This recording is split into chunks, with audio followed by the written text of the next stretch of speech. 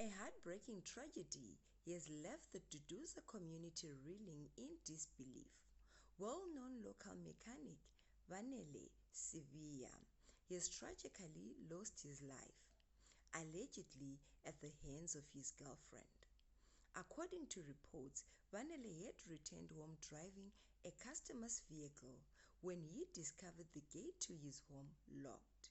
After knocking several times with no response, he decided to force his way inside.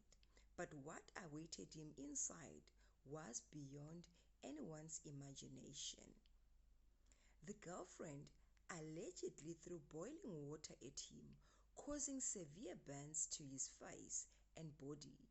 Struggling to see and in excruciating pain, Vanelli reportedly tried to defend himself, but things took a darker turn moments later. The girlfriend allegedly stabbed him, fatally wounding the mechanic. What's even more disturbing is that after the incident, she reportedly posted on Facebook claiming she never meant to kill him. The Duduza community has been left shocked and heartbroken as friends and neighbors describe Vanele as a hardworking and humble man who loved his job and was well known in the area.